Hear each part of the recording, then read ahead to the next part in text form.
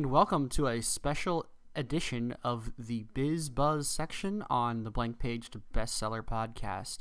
This week is special because it's actually going to be just me talking today about book reviews. So a few weeks ago, all three of us, myself, Colleen, and KZ, talked a little bit about Goodreads and a little bit about what review bombing is, but I wanted to come in and share a little bit more about what a book review actually is and how you as a reader or even as an author can write better book reviews. This is something that you can use specifically for these different websites like Amazon or Goodreads. I'm not really talking about the long form book reviews that you can sometimes read in magazines or newspapers. This is more the short form book review that you would write after reading a book. Like, for example, after I finish a book on my Kindle, I get a prompt right away that pops up and says, what did you think of the book? And I can either leave a rating or a review or both. And I'm actually going to begin right there and say that leaving a rating, which is usually sometimes a 1 to 5 star rating of the book, while it does tell potential readers what you thought of the book, it doesn't really give you the in-depth review of the book. So that's actually what we call a book rating, not a book review. The book review is actually the words that you use to describe what the book was about, what you thought of the book, and any other parts of the book that you'd like a potential reader to learn about. So today I'm going to talk about just that. What is a book review? So like I said, a book review is more than just the stars that you give it, and it begins with what we simply call a hook. It's what draws in a potential reader into reading your book review. This is usually 1 or 2 sentences. It's very short, it's very catchy, and it's meant to, like I said, draw the reader in. Why would they want to read this book review? Like I said, it's short, so if you are a writer or an author, this is a great way for you to practice some of your short form writing.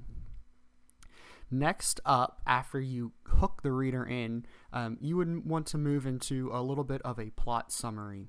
This is going to be, again, a short and concise plot summary. You don't want to write a separate book, or you don't want to give away everything that happens in the book, but you want to cover a few different areas. So if you are writing a fiction book, you might cover some of the main characters, some of the plot points. You might even describe whether or not the book moved along more because of the plot or more because of the character. But again, like I said, you don't want to give away all of the major plot points. And then, if you are reading a nonfiction book, you can also give a bit of a plot summary. You may not have the characters and the typical plot devices you would see in a fiction book, but in a nonfiction book, you can cover some things like what is the author really describing or trying to teach, or trying to what knowledge you're trying to impart. For example, there's a lot of different areas of marketing, so maybe this book is just labeled as a marketing book, but you might want to say, oh, this is more about social media marketing, or this might be about learning about or creating an audience for your book, or it might be about copywriting. There's a lot of different areas that you might that a book might cover, so you could in your book review say, oh, this is a book about let's just say copywriting, and the author gives you tips on how you can better write copy for your sales page. So that's just an example. In the plot summary, I do have 2 little tips or tricks or ideas that you might want to shy away from, actually. So the first is spoilers. Many people do not want to be spoiled when they read a book, so I would leave out spoilers in your book review. I do know, actually, on Goodreads, if you do include spoilers, you can actually mark the book review as hidden so that people won't be spoiled if they do not want to be spoiled with the book. But I would suggest just trying to stay as far away from spoilers as you can, just to make sure that people who read the book will still enjoy it after they read your book review. No one wants to be spoiled, so be smart about it. It doesn't matter if it's a new book that's been out for 1 week or a book that's been out for a year or 10 years. Try to avoid spoilers in your book review.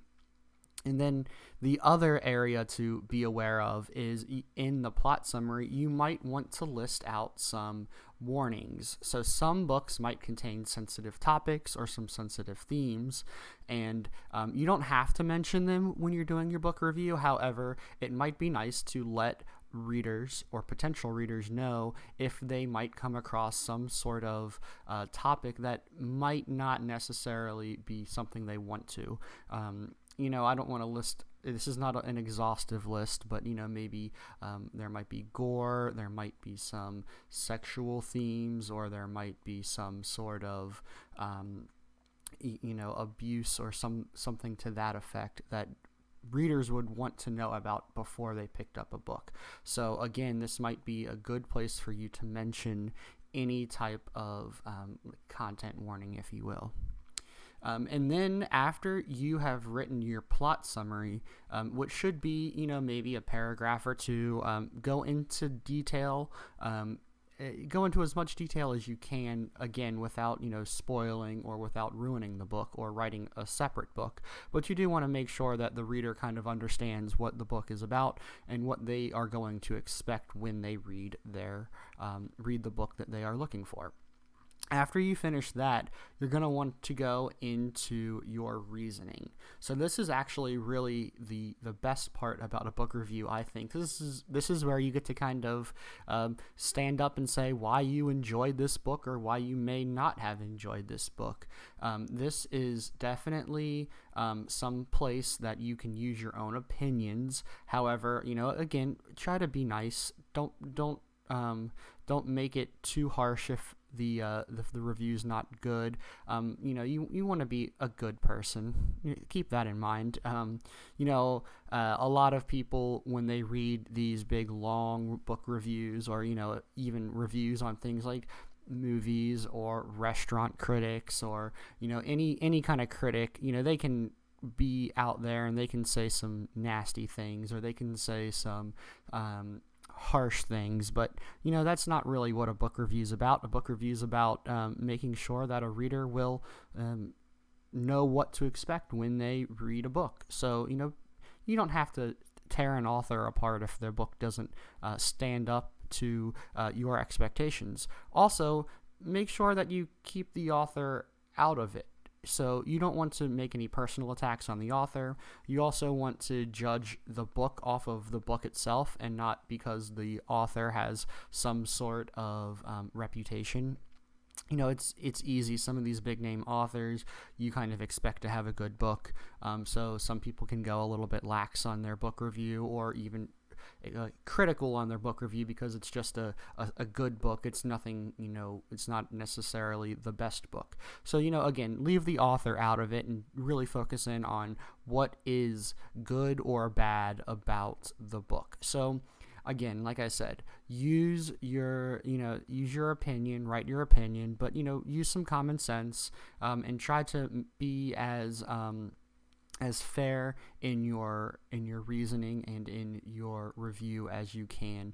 Try to be subjective and not necessarily, or when you're being subjective, it is subjective. So understand that too, if you're reading a book review or if you are an author, this is a subjective part. So it's not necessarily going to be, a true, or it's going to be true for everyone. Not every book review is going to resonate with every person. Some people have different tastes in books, so it's not a personal attack if you read a book review from someone as an author and they don't like your book. So keep that in mind.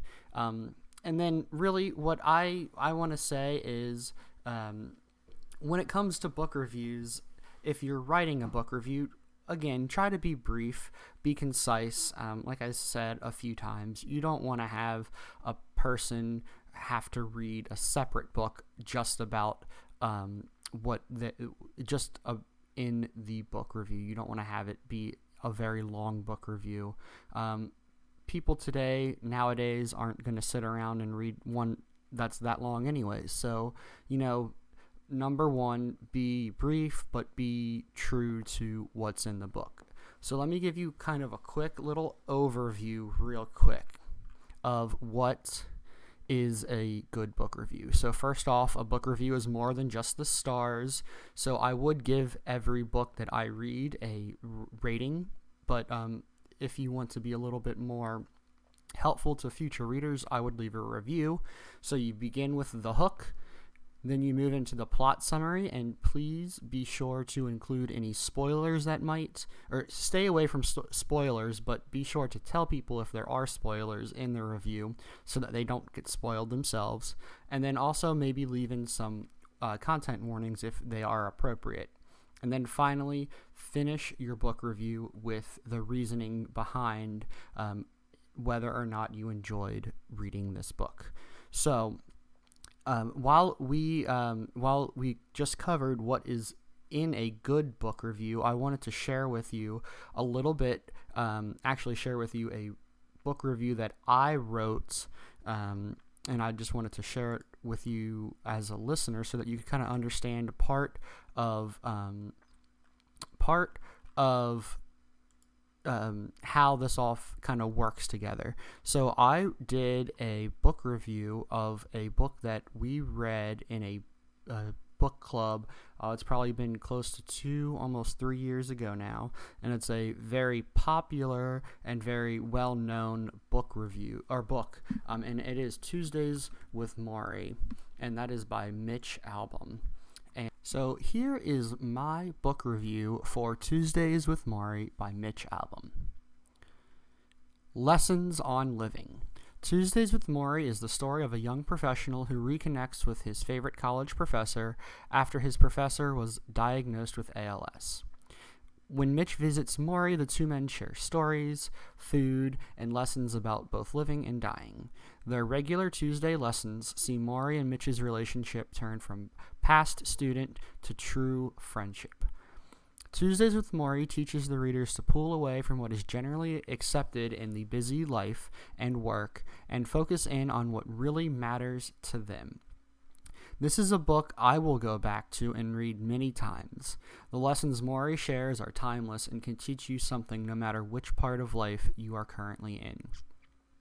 So that is my book review from Tuesdays with Morrie. As you can see, I had a little hook about lessons on living. Then I talked about what a reader could find in the book in the plot summary. And then I finished up with a couple of sentences on why I enjoyed reading Tuesdays with Morrie. So, if you want, you can actually view my book review on my Goodreads profile. So I will leave a link to that in the show notes down below. So if you want, you can go ahead and follow me there and get more book reviews from me in the future. I hope that you have learned a little bit about book reviews today, and I am sure we will be back in the future with Colleen, KZ, and myself to talk more about book reviews.